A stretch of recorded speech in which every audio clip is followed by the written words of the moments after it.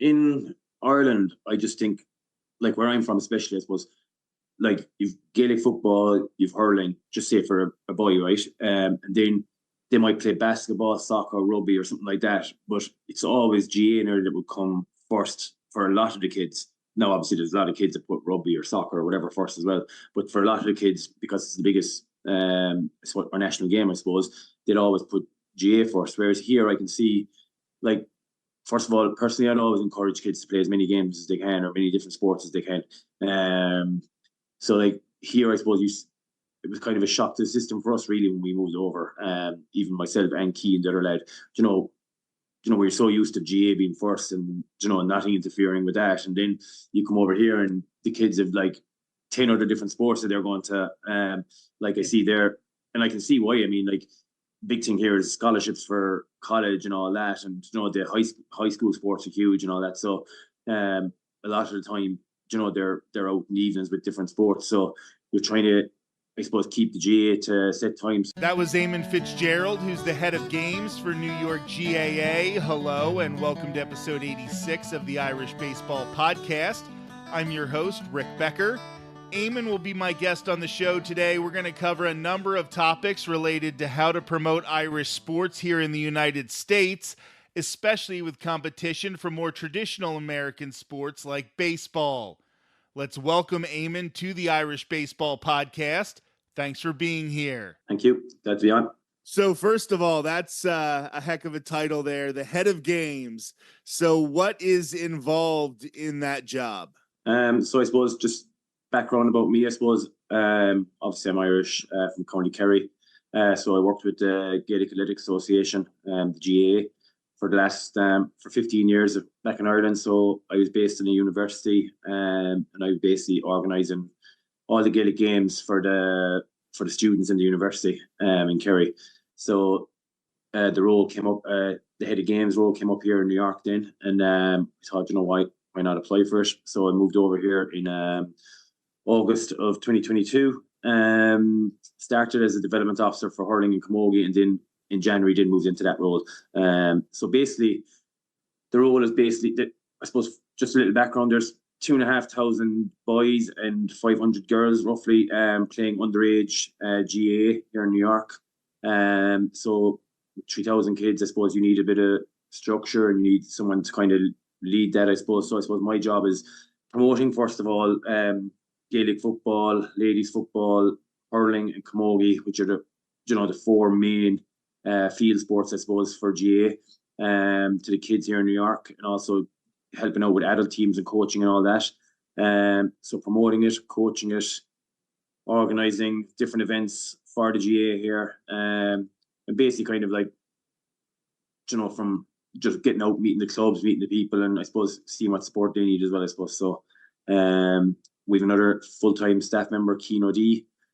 He's development officer for football and Gaelic football and ladies football. So I suppose the two of us kind of work together a lot and just get to as many clubs as we can and just promote it to the kids and help coach the kids and all that. Now, I haven't been active in about the last year, but I was a member of the Tampa Bay GAA for a number of years down here in Florida. And I feel like it's such a different experience. So when you're somewhere like New York, where you have thousands of kids learning the Irish games, we would be surprised to know the amount of people who are moving back and forth on a regular basis. Down here, we were much more focused on, introducing new people to the games, teaching the games to people, and winning kind of took a back seat and competition took a back seat. But I imagine in New York, while yes, you're teaching the games to the kids, by the time they get to the adult ages, it's all about winning, right? Do you know what? I think maybe it's just New York in general. There's a very competitive nature here as well, I suppose. I mean, yes, 100% participation, it would be where we're coming from, that be like we're trying to get it out there to as many people as possible, no matter what background they have. And I suppose, get as many people playing it as possible. But then I suppose you have coaches and players and all that I suppose are by nature in a competitive, I suppose. So I mean, when they like our spring season starts next week for underage, so like we've got games from U8 right up to U20, and then the adult season is starting as well in the next few weeks. So like all them teams, yeah, they'll play loads of games and all that, but when they get on the field, they can be pretty competitive no matter what age it is. Like in Ireland, there's a go game system, so it's basically U8, U10, and U12 is basically non-competitive. It's more about everyone getting the equal game time and everyone getting to play in different positions on the pitch and all that, which is brilliant. That probably hasn't come in here as much yet. So like this year now with U8, we're hoping that okay, that's the format we'll take with that it's non-competitive and everyone just goes out and everyone gets game time. And the idea behind it is you want to keep kids playing the game. I mean, if you've got kids turning up every week and they're not getting much game time, sure, they're going to find another sport where they are getting game time, and they'll fall in love with GAA, we'll say, and they'll move on to another sport. So we want to get as many kids playing it and keep them playing it up to adults, I suppose. That's the big thing in New York, I suppose, as well. I mean, there's a huge emphasis put on the underage system because I guess they want to be self-sustainable, I suppose, down the line, that they're not depending on the Irish person coming over anymore to fill their New York teams or to fill the clubs over here, basically, that okay, they have their underage system. There's a pathway now for these kids to go on and play with their clubs, first of all, from juvenile into youth into adult, and then into the New York system as well, where they're moving into development squads at U13, U14 level, going on to play with Fela teams for New York, where they go back to Ireland in the summer and compete, and then they move on to 17, 18s, play with Ireland or play with New York teams in competitions in Ireland, and then move on up to the senior ranks as well. Like this year now, we've had New York senior hurling team compete in a competition at home. We've had a New York senior football team only compete last Sunday against Mayo. We've had our colleges team, so basically any player that's registered in New York GAA that's in a university, they all come together and form a team, and they went back to Ireland in February and won the Corner McLean Cup, which is like, I suppose, Division 3, but like it's still a massive achievement. That was their second time in 2 years winning it, so second time in a row. So there is a pathway there for them, and so far they've been pretty successful, in what they've done back in Ireland or wherever they've competed, really. So one of the things we find a lot in youth baseball is that kids are sort of pushed by coaches to specialize at a pretty early age.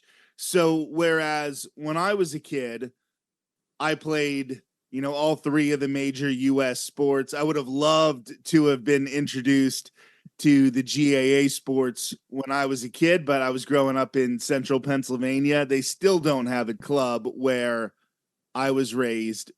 But do you find that kids are kind of forced to specialize on the GAA sports, or can they still compete in basketball, football, baseball, American football, baseball? Can they still compete in these other sports while learning the Gaelic games?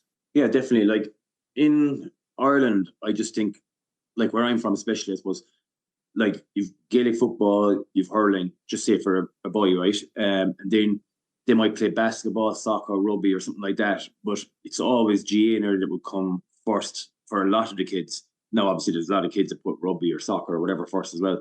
But for a lot of the kids, because it's the biggest our national game, I suppose, they'd always put GAA first. Whereas here, I can see, like, first of all, personally, I'd always encourage kids to play as many games as they can or many different sports as they can.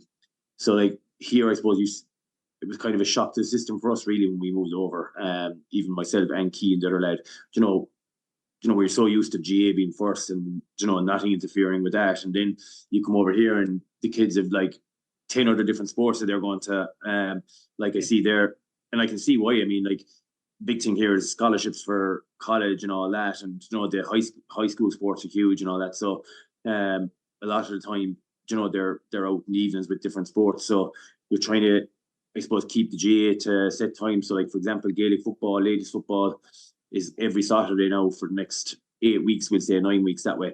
And at least, they know that this is their time, and none of the other sports really will kind of conflict with it. Like, we try to get hurling on a Sunday, but like straight away, I have coaches come back to me telling me, "Oh, we've our soccer schedule for Sunday, so you're trying to find a time on a Sunday then that won't interfere with soccer as well." So there's a bit of playing around with schedules, and there's a bit of playing around with different games and all that. But no, look, kids should play as many sports as they can, I suppose. But we'll just fit the GAA in. Over here, like I said, it's a big emphasis put on the scholarships to college and all that. So I mean, we're not at a stage yet where GAA can provide something like that here. So yeah, they have to do what they have to do, I guess. So.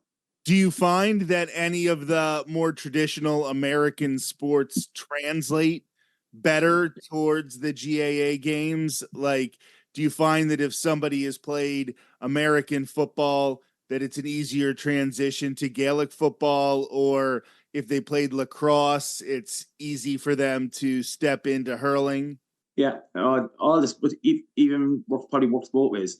I mean, kids playing hurling and Gaelic football, they kind of lend each other, as in just from, I suppose, positioning on the field and all that kind of stuff. But like, I've seen there, the one thing with regard to baseball, for example, sure, you've got your hand-eye coordination, all that kind of stuff. We'll say, but basically, I see when I'm coaching the kids here, especially the younger kids, when they're starting out, I can tell if nearly a lot of the time if they play baseball, because when they're swinging, they're taking one hand off the hurley, which I think you do in baseball. That when you swing, you let go like that. Whereas in hurling, we try to encourage them to keep the two hands on. So, and even they're gripped in as well of the hurley.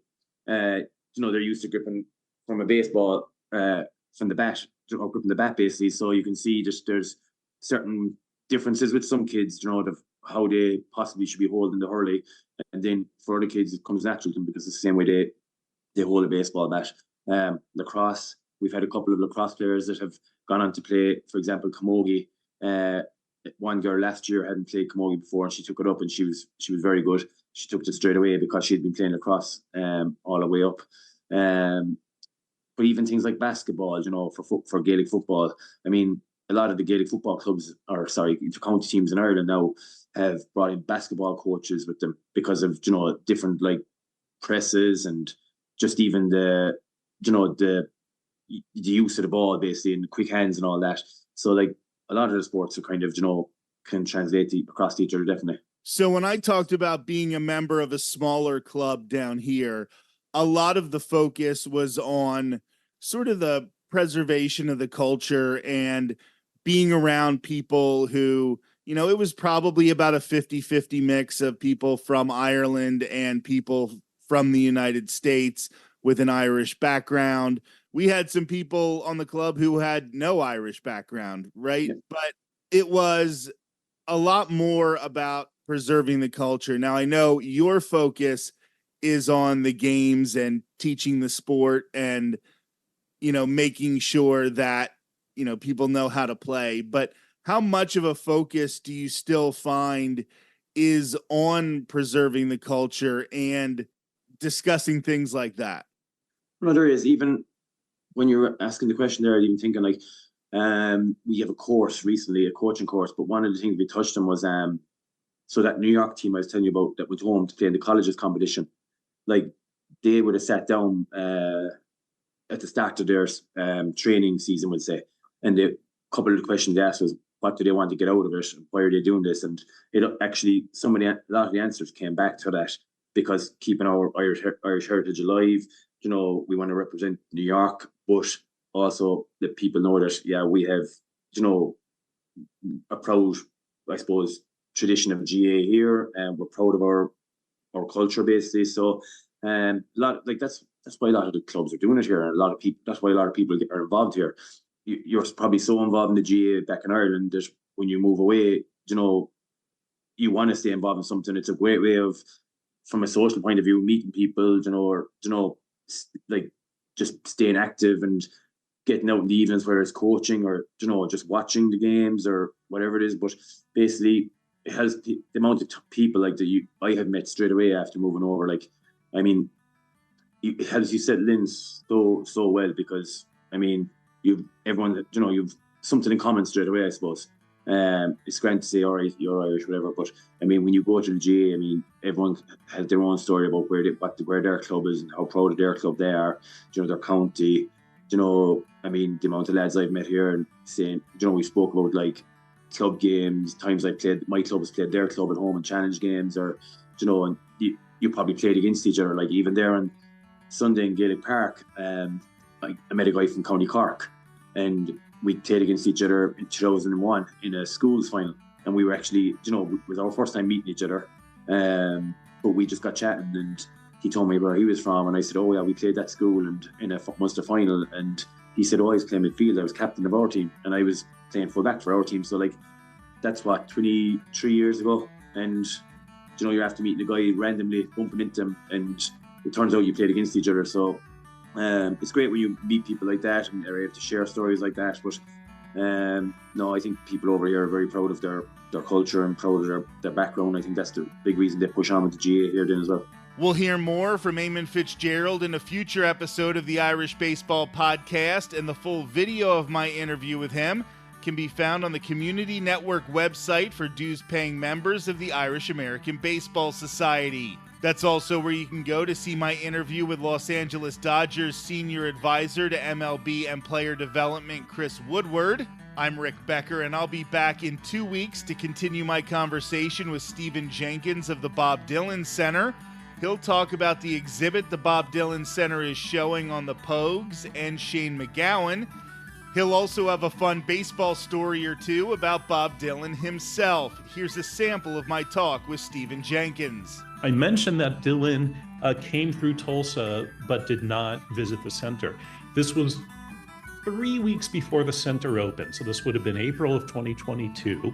And we were scrambling to get the doors open, 3 weeks from that date, which we managed to do, but it was a bit of a crazy, thrilling undertaking. So we were in the midst of so much, but we were ready for Dylan should he have wanted to get a sneak peek.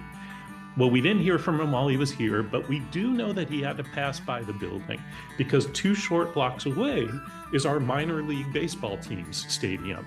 Go Tulsa Drillers. And Dylan did attend opening night of the Drillers season.